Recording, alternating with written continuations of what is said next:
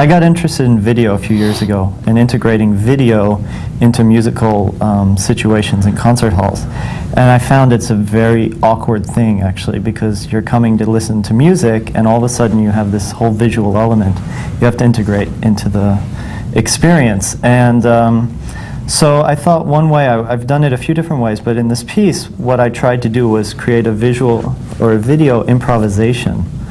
And I did this with a camera, and I found that it reflected, it was all about light and colors, and it reminded me of the phenomenon, this phosphène phenomenon, which is when you're in the sun and you close your eyes and you can still have intensities of light coming through, you can still see them. And this kind of triggered this idea of a daydream state, where you're kind of sitting there in the sun, basking in the sun, remembering something that might have happened the night before. And so what I did was I wrote the first part, which is just for violin duo. And it's this very hectic kind of, I call it the night reality of reality, music. And then the second part is this daydream, somewhat about the night before, but also, like again, to the idea of sitting in the sun, you hear other things around you. So sometimes you're more focused on your memory, sometimes you're more focused on the environment around you and its relationship with the light. So that's kind of the setup of the piece.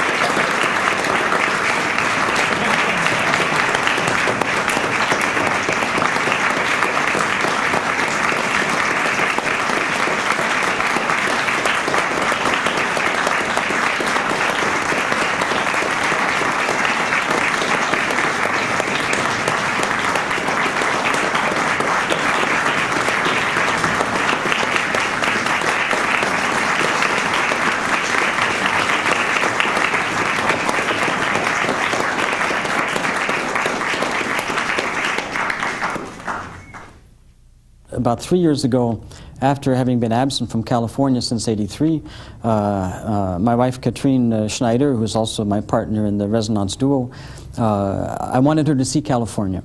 So we did a quick trip through Sequoia, Yosemite, San Francisco, and then we came down to San Diego to visit some friends. And we were walking around the campus here. I wanted her to see where I went to school, but I didn't have made any contact with anybody. We were just walking around. We heard a violin coming from somewhere, and we followed it. And we ended up going downstairs, and in fact, it was Paivikki who was playing. And so there was Paivikki, and there was Janos, and I hadn't seen Janos in 15, 16 years. So the big embrace, and how you doing, and stuff. And so we talked just about what we'd been doing in the past 15 years. And so inevitably, the subject of writing a piece came up. Yeah. And so we talked about nothing really too particular, but a duo. I wanted to write something for the two of them. And we left with the idea that we'll both think about it.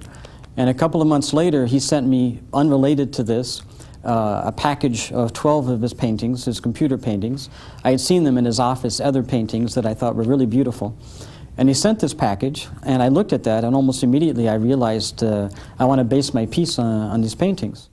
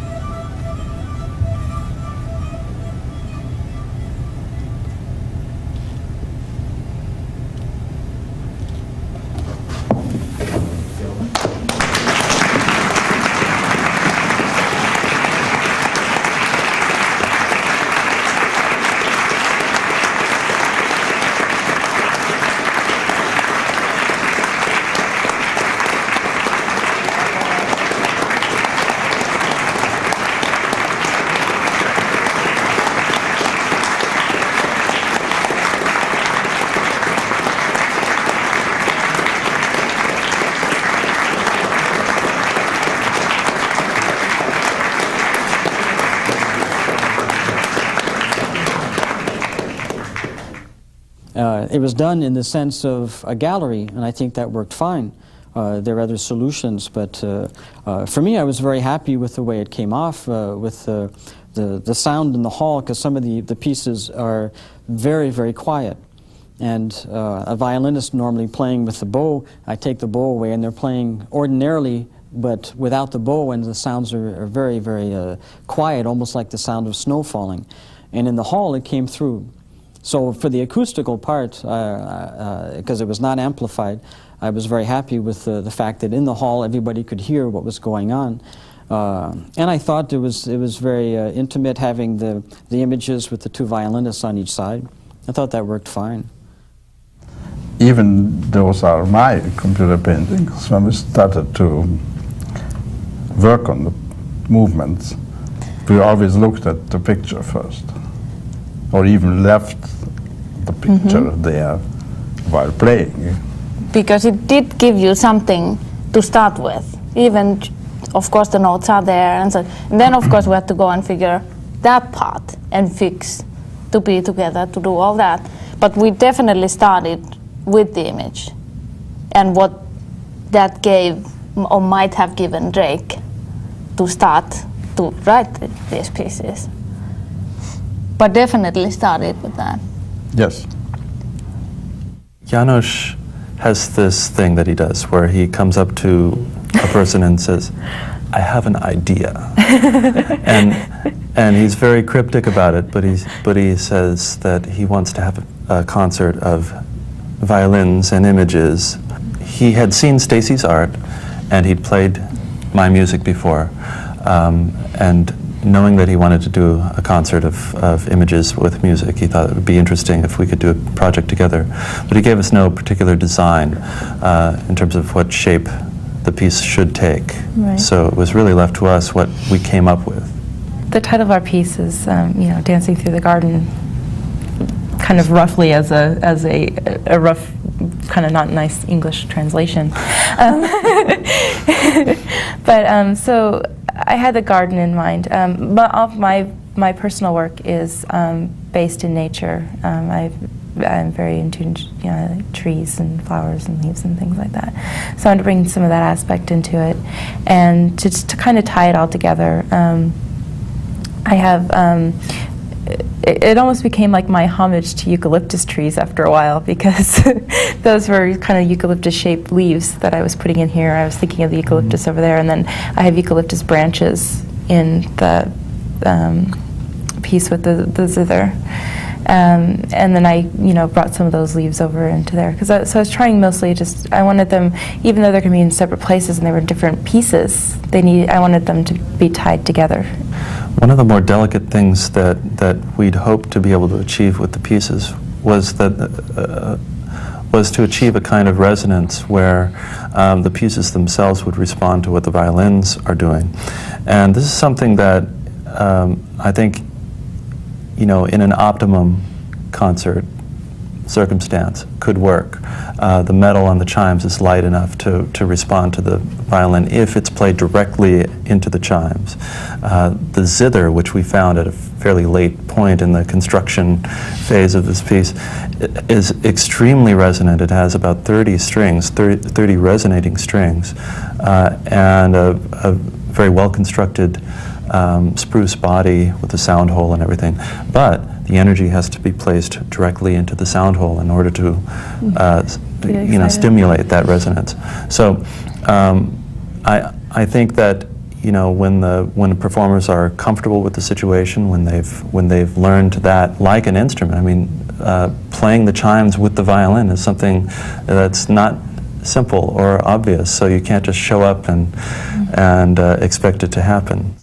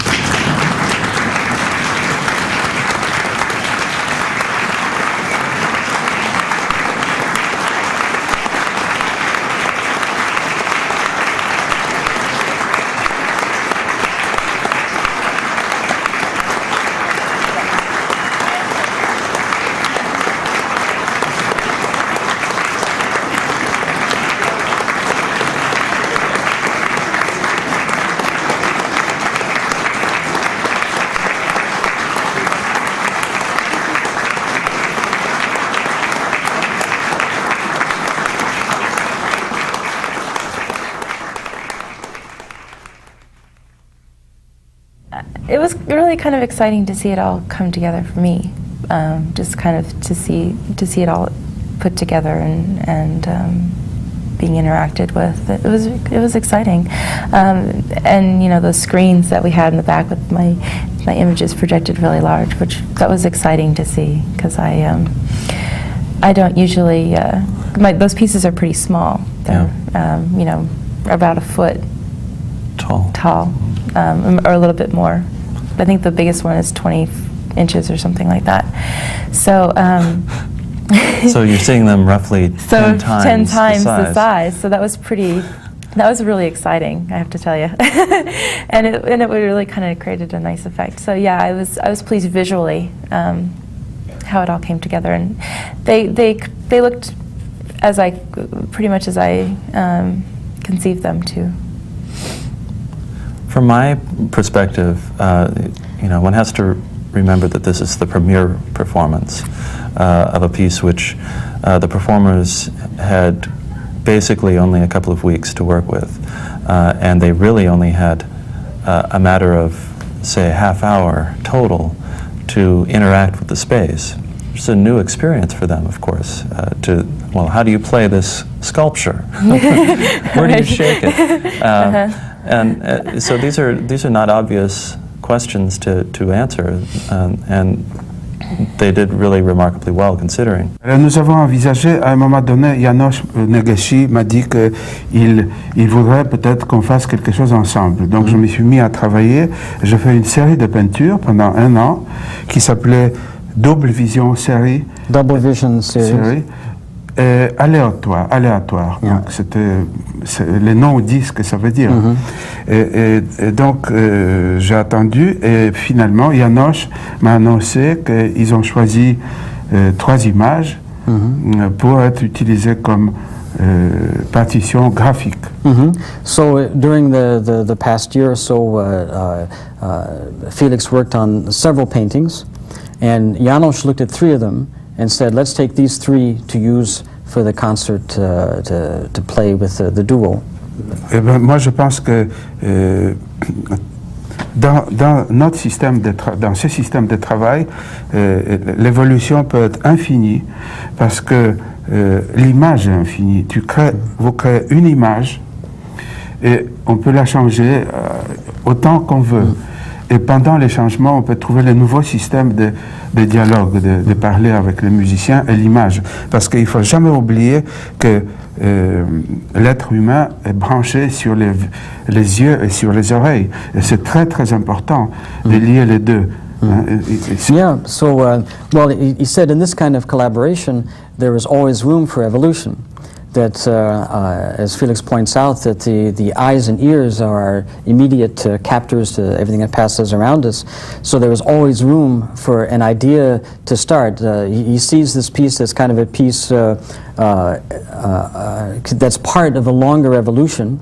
And even with this piece, that can evolve even further. The fact that the images can always be changing, the music can always be changing, that creates, as he said, an evolution of infinity.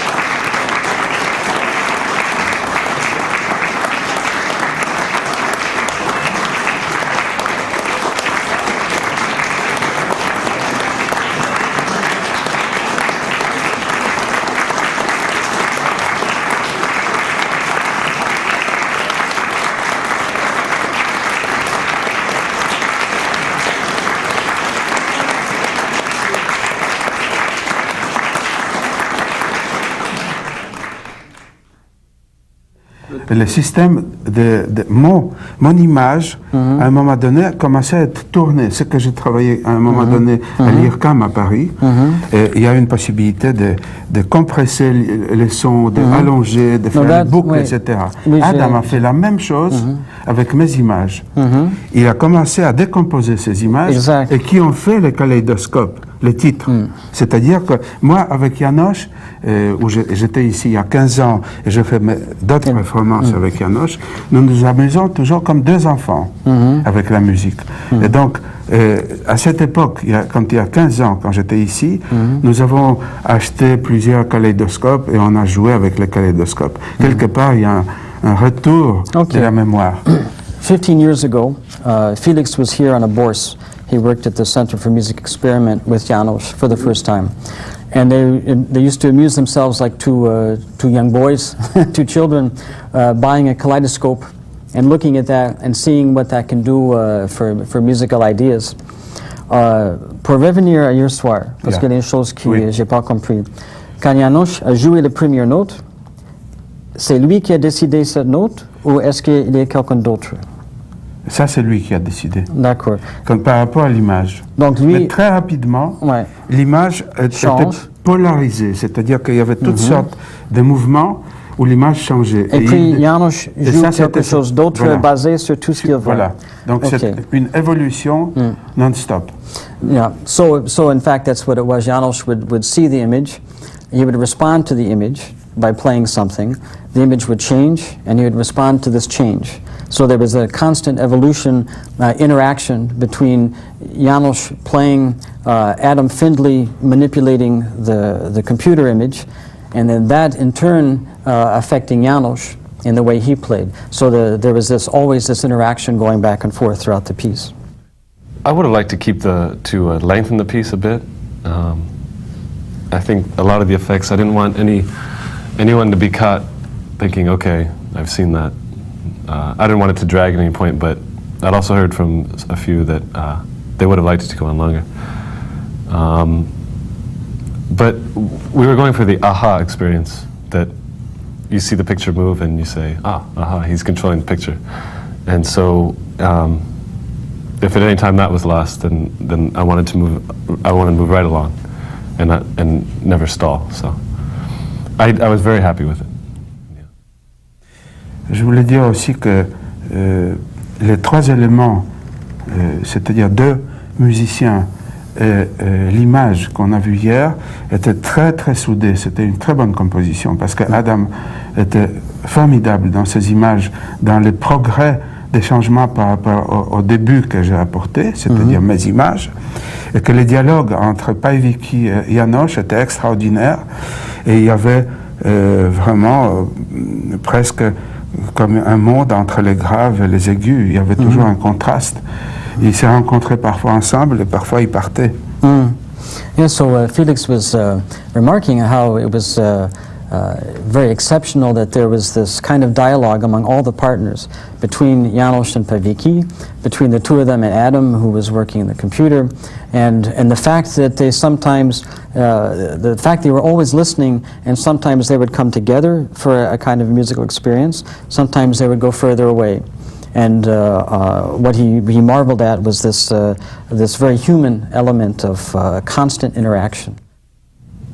Even that's our piece, but I have to state that I feel, not knowing everything what's going on in the world with interactive performances, but I think this must have been the first time where interaction between music and image really happened, because we had the painting, which is a graphic score, as Felix Rosen calls them, and we started to read the score, and while reading we changed the score. We became a different image, different painting or score, which we started to read again. So that gave us the opportunity to have an infinitive interaction between image and music. First of all, talking about technology, which I was dealing for the last 20 years. It was the very first time what we intended to get from technology, we got it. And it was absolute breakthrough. About the performance, since it was so complex in any ways, staging, computer technology, response of electronic instruments, you know it won't work if you worked for 20 years with this environment.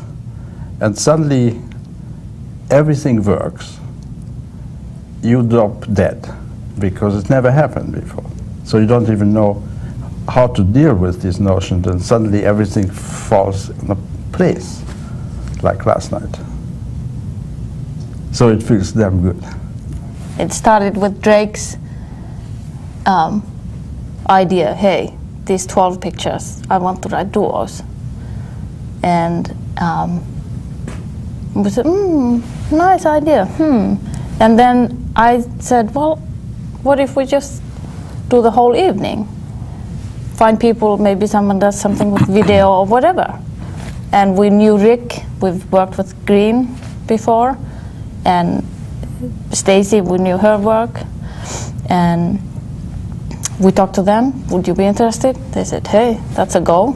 And that's how it started to evolve. Let's do a whole evening, which was much more demanding than we anticipated. We knew it will be a big show, but I don't think we knew quite the magnitude. We did not.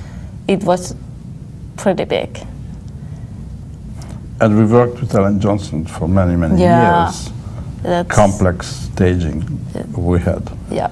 But never on that level. Yeah, it was always involving just the violins. Did we ever do? Because we were also the images. Yeah. Before. But suddenly we were there plus the images, whatever they were. And we were thinking about last night that how demanding is for the audience.